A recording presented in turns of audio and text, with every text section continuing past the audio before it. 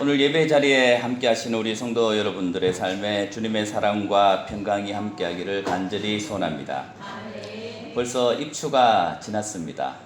가을의 시작이라고 하는 그 입추가 지났고요. 그럼에도 불구하고 지금 무더위가 기승을 부리고 있는 것 같습니다. 아직 그 기세를 꺾지 않고 있습니다. 그럼 오늘이 말복입니다. 이번 주가 그 무더위의 절정을 이룰 것 같은데 아무쪼록 여기에 계시는 우리 성도 모든 분들께서 건강하시고 또 이 여름을 잘 보내시는 하나님의 은혜가 있기를 간절히 소원합니다. 우리는 이 세상을 살아가면서 또 세상 속에서 있으면서 피할 수 없는 것이 또 여러 것이 있겠지만 또 하나가 있습니다. 그것은 사람과 사람과의 그 관계입니다. 사람과 사람과의 그 관계는 우리가 이 인생을 살아가면서 정말 피할 수 없는 것입니다. 먼저 가정이라는 것이 있지 않습니까? 또 가정 안에서 남편과 또 아내, 또 부모와 또 자녀들, 또 형제들, 이 모든 사람들과 우리는 늘 만나고 또 소통하고 또 그들과 무엇인가를 끊임없이 이루어가는 그런 어떤 관계 속에 있습니다. 그리고 우리의 직장에서도 마찬가지입니다. 여러분들이 그 직장 가운데서 또 많은 사람들 만나지 않습니까? 그 만남 속에서 우리는 사람과의 사람 속에서 어떤 갈등도 일어나고 또 그 가운데서 또 행복도 느끼는 그런 일들이 일어나고 있다는 것입니다. 또한 우리 교회에서도 마찬가지입니다. 감사하게도 우리 교회 가운데 또 많은 우리 성도들을 보내주시고 또 우리 가운데 주님 안에서 교제하게 하시고 또 만나게 하신 것이 얼마나 감사한지요. 우리의 만남 속에서도 사람과 사람과의 어떤 그 관계들이 이루어지고 있다는 것입니다. 또 교회는 우리와 하나님과의 그 만남, 우리와 하나님과의 그 관계가 또 이루어지는 곳이 바로 교회입니다. 바로 교회에서 예배하고 또 주님을 찬양하고 기도하는 그 가운데 귀한 만남들이 이루어지고 있습니다. 또 그 밖에 여러분들이 개인적으로 만나는 사람들, 또 모임들이 있지 않습니까? 그 사람들과 끊임없이 만나고 소통하는 것이 우리의 인생입니다. 결국 우리의 인생은 늘 사람과 사람과의 그 만남 속에서 이루어진다는 사실입니다.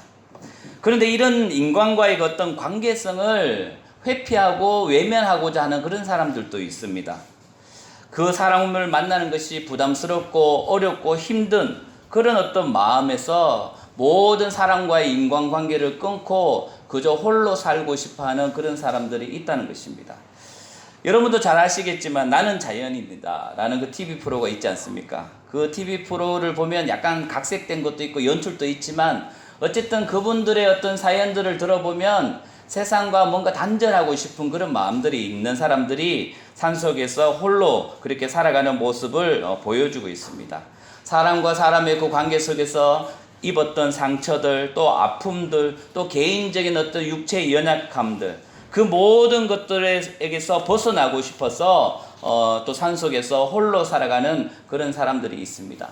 그렇지만 그분들은 지금은 비록 산속에 있지만 그전에는 그 사람들도 사람과 사람과의 그 관계 속에서 살아왔던 분이라는 것입니다.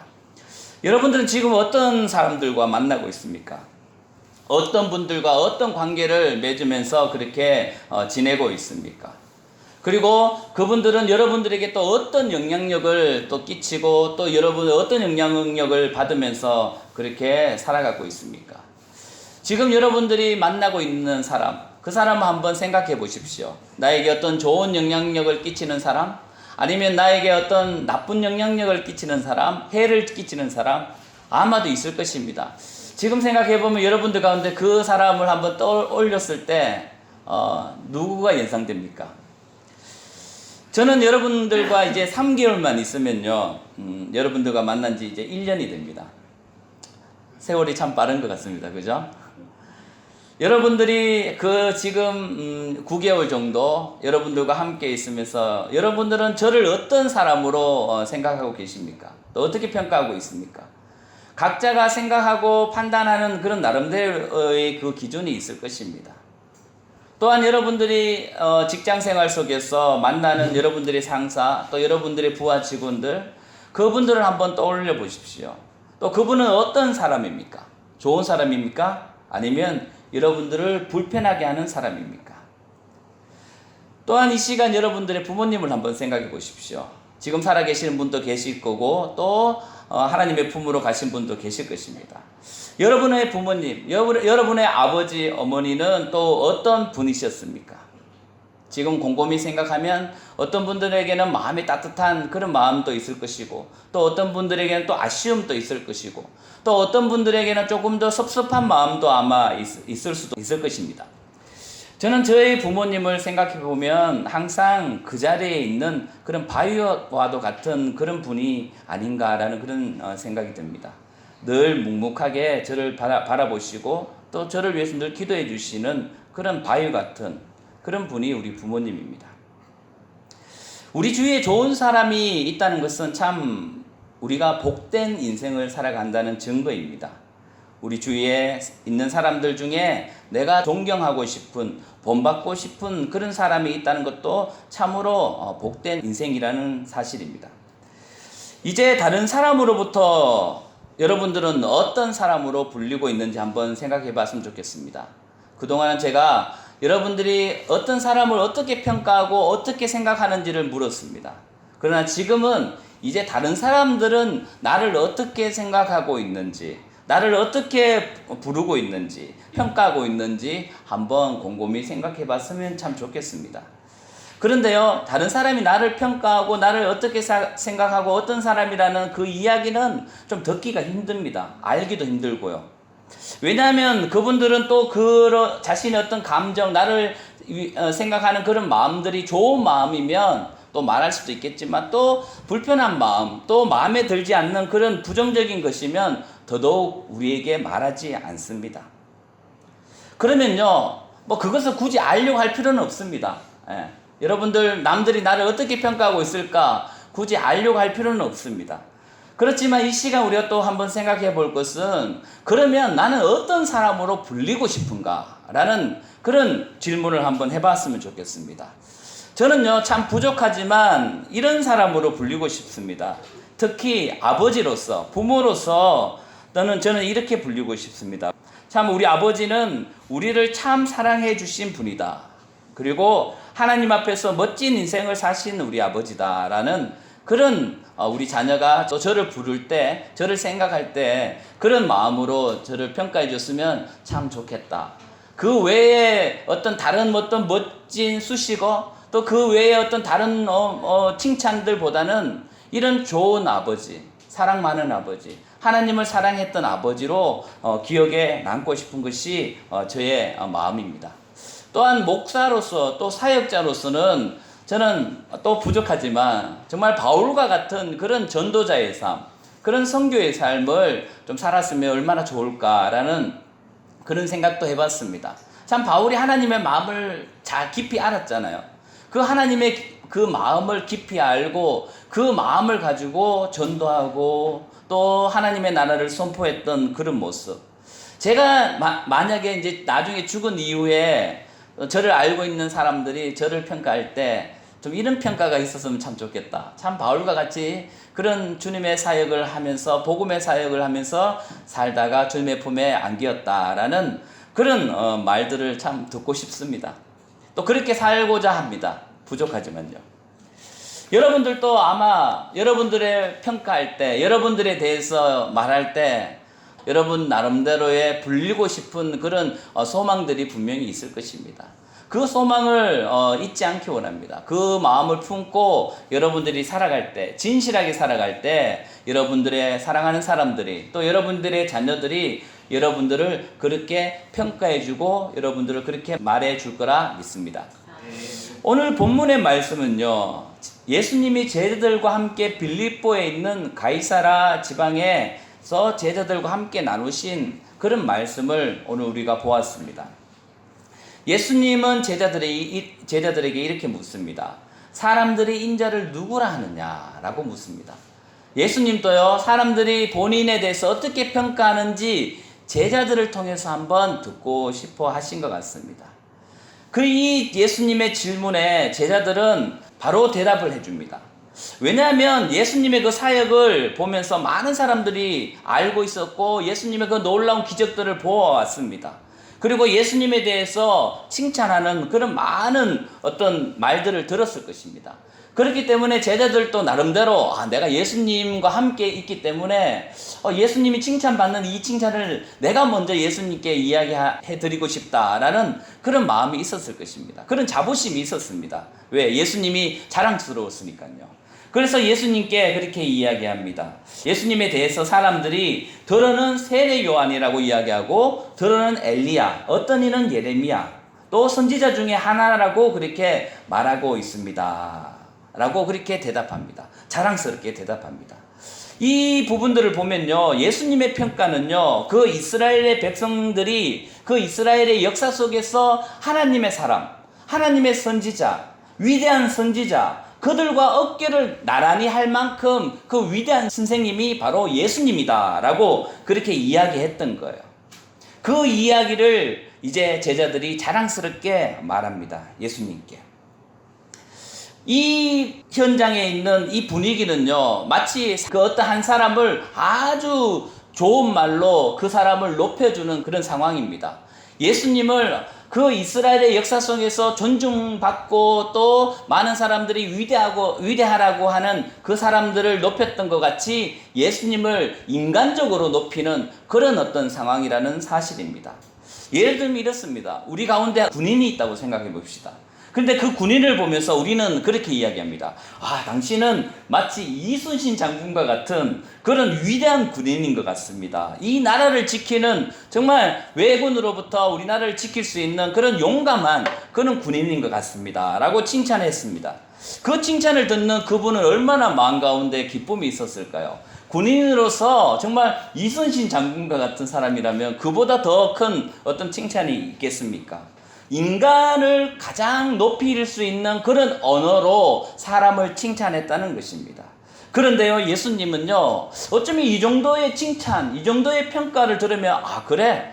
내가 그 정도나 되나? 그렇게 얘기 안 해도 되는데, 라고 약간 겸손으로 이렇게 나가셔도 될 분위기였습니다. 그러나 예수님은 이 상황 속에서 그 대답에 대해서, 그 세례 요한이라 엘리야라 예레미야라 선지자 중에 한 사람이라는 그 평가에 대해서는 만족하지 않으셨습니다. 아니, 그것에 대해서 대답하는 그 제자의 그 대답은 어쩌면 옳지 않은 대답이다라는 마음이었을 것입니다. 예수님은요, 인간적으로 자신을 칭찬하고 자신을 지켜 세우는 그것에는 관심이 없었습니다. 어쩌면 우리에게도 다른 사람들이 말하는 그런 칭찬으로 스스로 만족하고 어색해지기도 합니다. 칭찬은 고래를 춤추게 한다고 그렇게 하지 않습니까? 그런 칭찬이 어쩌면 인간적으로는 참 좋은 말들이지만 예수님의 그 이 땅을 향한 하나님께서 이 땅의 영혼들을 사랑하시고 예수님을 통해서 하시고자 하는 그 십자가의 고난의 길을 가는 그 예수님에게는 그런 인간적인 칭찬이 전혀 필요가 없었고 소용이 없었다는 것입니다. 예수님은 그런 인간의 칭찬과 영광에는 관심이 없으시고 정말 듣고 싶어하는 답은 따로 있었습니다. 그래서 이제 주님은 말씀하십니다. 너희는 나를 누구라 하느냐? 제자들에게 묻고 계신 것입니다. 사람들은 그렇게 이야기한다고 할지라도 나와 함께하는, 나와 함께 먹고 마시는, 동거하는 제자들, 너희들은 나를 가까이서 지켜본 너희들은 나를 누구라고 말하느냐라고 묻습니다. 아마 제자들은 사람들이 예수님에 대해 묻고 그 답에 만족하는 것으로 이제 더 이상 질문이 없었을 거라 생각했을 수도 있습니다. 그런데 예수님이요, 너희들은 나를 누구라 하느냐라는 이 질문을 들으면서 좀 제자들은 속으로 새삼스럽게 그런 것까지 물으시나? 우리 다 알고 있잖아요. 다 알고 있는데 그런 마음이 있지 않았을까요? 좀 쑥스럽지 않았을까요? 사람들, 예수님과 멀리 떨어져 있는 그 사람들의 칭찬은 예수님에게 말할 수 있겠지만 새삼스럽게 우리 함께 사는 우리들이 예수님에 대해서 어떤 누구라고 이야기하는 그 칭찬에 대해서는 좀 새삼스러운, 그런 좀 약간 부끄러운 그런 상황일 수도 있을 것입니다. 그러나 주님은요, 예수님은 그것을 듣고 싶어 했습니다. 우리가 부부 사이에도 그렇지 않습니까? 한번 결혼하자마자 1년, 2년 신혼에는 서로에 대해서 늘 이야기하지 않습니까? 사랑한다고. 그렇게 정말 따갑도록, 귀가 따갑도록 그렇게 이야기하지만 한 10년, 20년, 30년 이렇게 지나다 보면 뭐 사랑한다는 말을 좀 꺼내기도 좀 쑥스럽고 또 그 말을 한다고 해서 나도 널 사랑해, 나도 당신을 사랑합니다 라고 그렇게 말하기가 그렇게 하시는 분들도 있겠지만 대부분 그렇게 말하는 것이 좀 익숙하지 않은 것이 또 우리들의 어떤 정서입니다. 그런 거와 같이 예수님과 제자들과의 사이가 아마 좀 그렇지 않았었나. 정말 좋아하고 또 예수님에 대해서 정말 칭찬하고 예수님을 높이고 하지만 막상 예수님에 대해서 이야기해라 라고 할 때 너는 나를 누구냐라고 그렇게 이야기할 때 그렇게 선뜻 이야기할 수 있는 제자는 없었던 것 같습니다. 그때 베드로가 이제 한마디 합니다. 성격 급한 그 이 베드로가 뭔가 말하려고 할 때 아마도 옆에 있던 제자들이 좀 말리고 싶었을 거예요. 베드로가 또 엉뚱한 소리 할까봐 그렇게 좀 조마조마하는 그런 마음이 있지 않았을까라는 생각이 듭니다. 그러나 베드로는요 담대하게 이야기합니다. 예수님께 정말 그가 어떤 입술로 그의 마음을 담대하게 주님께 고백하는 그 모습을 오늘 말씀을 통해서 보게 됩니다. 뭐라고 이야기하셨죠? 주는 그리스도시요 살아계신 하나님의 아들이십니다 라고 그 고백을 하게 되는 거예요. 제자들이 이 베드로의 고백을 듣고 아마도 전혀 예상치 못한 그런 대답이었을 것입니다. 아마도 베드로가 예수님은 최고입니다. 뭐 이렇게 단순한 어떤 그런 이야기를 할 것이다. 뭐 새삼스럽게 다 알면서 하는 그런 일반적인 이야기를 할 것이다 라고 아마 생각했을 텐데 이 베드로는 아주 놀라운 고백을 합니다. 주는 그리스도시요 살아계신 하나님의 아들입니다 라고 그렇게 고백하고 있습니다. 이 고백은요 지금 우리가 들었을 때는 당연한 고백이고 어쩌면 익숙한 고백일 수 있습니다. 그러나 그 당시에요 그 유대 사회 가운데 예수님을 향하여 예수님 당신은 메시아입니다. 예수님 당신은 우리의 왕이십니다 라는 그 말을 한다는 것, 그 고백을 한다는 것은 아주 정치적으로 아주 민감한 그런 이야기였습니다. 왜냐하면 로마의 압제를 받고 있던 그 당시 어려움이 있었습니다. 예수님을 왕이라, 예수님이 우리의 구원자라, 예수님이 하나님의 아들이다 라고 그렇게 이야기한 그 고백은요 아주 위험한 이 베드로의 신분, 베드로의 어떤 그 삶의 위협이 되는 그런 고백일 수도 있다는 것입니다. 아마 제자들도 순간순간 그렇게 느끼고 있었을 거예요. 예수님 보통 분이 아니셔.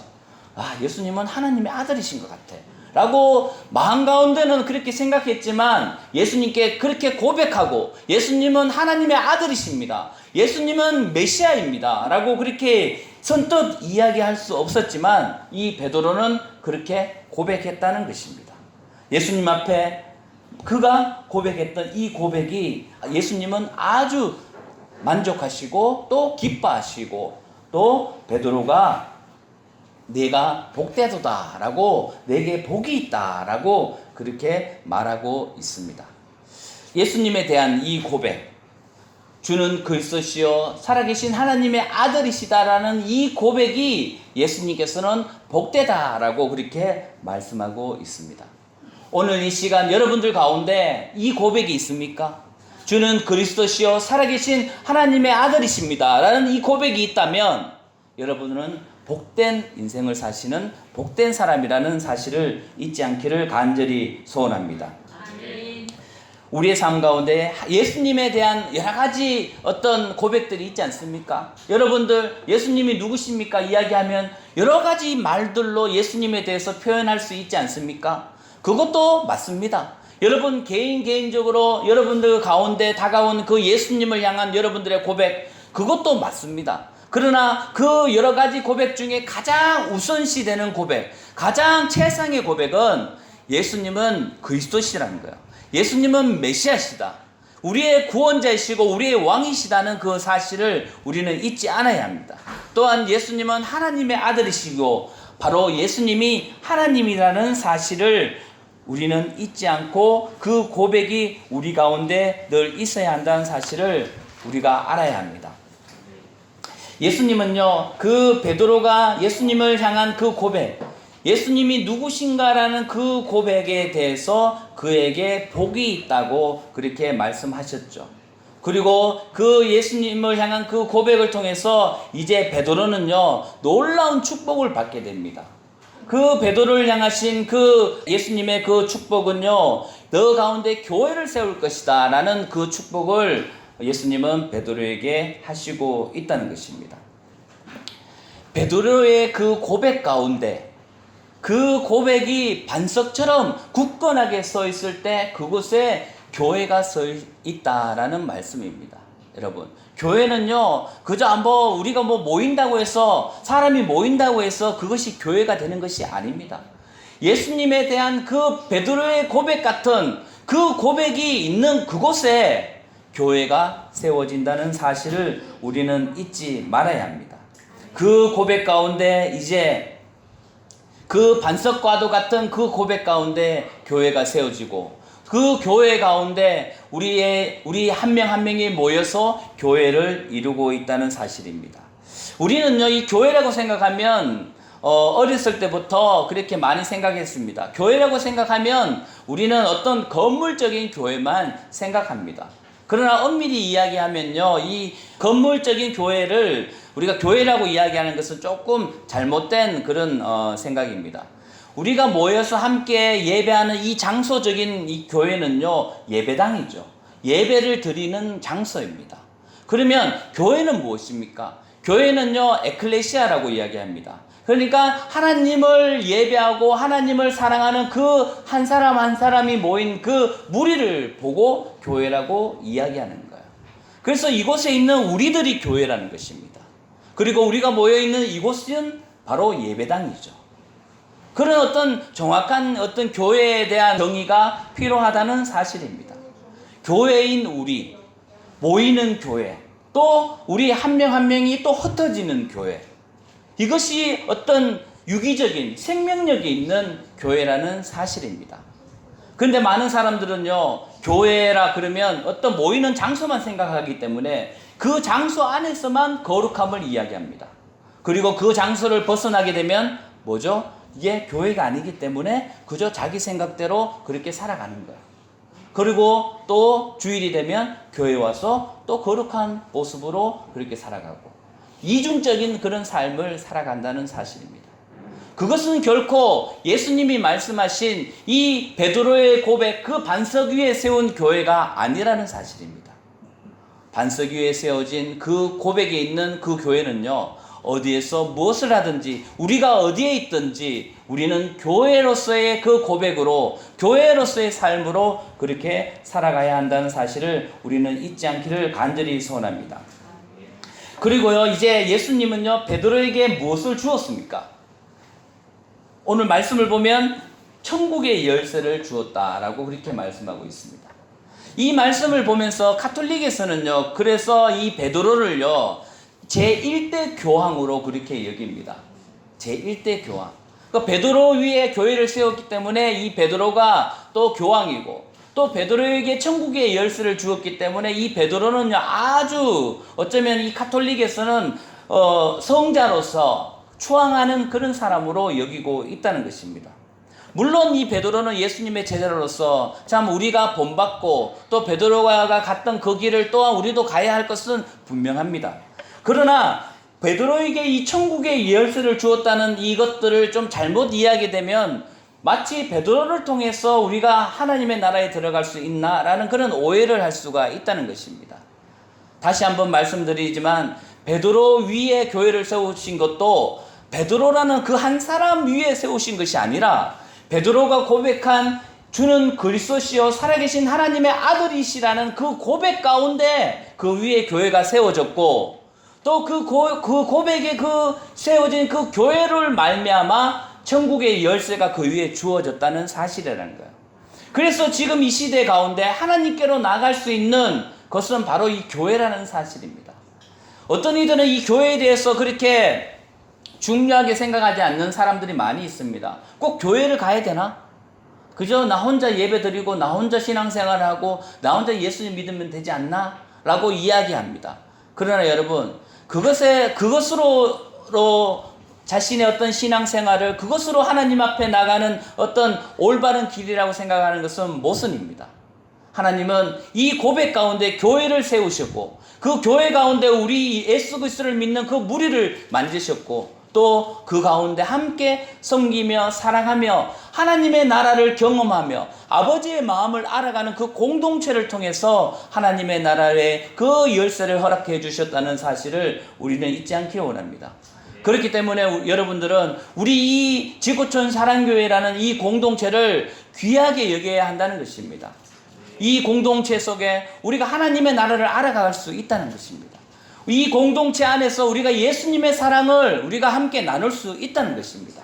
나 혼자는 절대 할 수 없는 것이 바로 이 교회 안에서 이루어진다는 사실을 여러분들 잊지 않기를 간절히 소원합니다. 이제 우리 한 명 한 명이 교회라는 사실을 잊지 않기 원합니다. 또한 우리의 모이는 이 무리가 주님을 예배하는 이 공동체가 하나님을 예배하는 그 교회라는 사실을 우리는 잊지 않기를 원합니다. 그래서 여러분 간절히 원합니다. 이 베드로의 고백이 우리의 고백, 나의 고백, 여러분들의 고백이 되시기를 간절히 원합니다. 그러나 이 고백은요 그저 내 생각으로 할 수 있는 고백이 절대 아니라는 것입니다. 베드로가 자신의 생각으로 한 것이 절대 아니라는 것이죠. 분명 주님은 말씀하시죠. 그 고백을 통해서 내가 복이 있다고 이야기하시면서 그 고백을 하게 한 것은 사람들로부터 혈육으로부터 알게 된 것이 아니라고 이야기합니다. 그의 경험 아니면 다른 사람으로부터의 그 가르침으로부터 된 것이 아니라 아버지께서 알게 하여 주셨다라는 사실입니다. 바로 그 가운데 성령께서 하나님의 영께서 베드로에게 알게 하셨고 그래서 그는 그 성령님의 가르침으로 고백할 수 있었다는 것입니다. 우리들도 마찬가지입니다.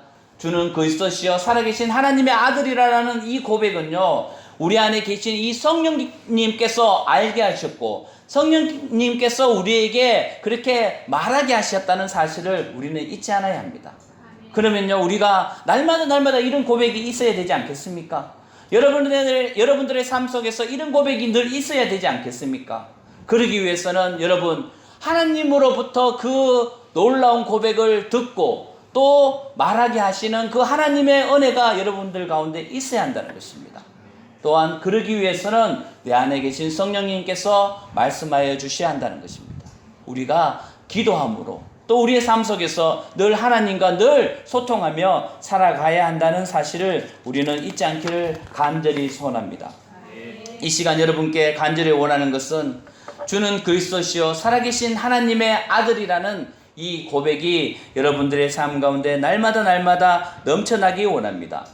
또한 여러분들 가운데 이 고백 가운데 세워진 여러분 한 명 한 명이 교회라는 사실 또 우리의 이 모임이 바로 교회라는 사실을 잊지 않기 원합니다.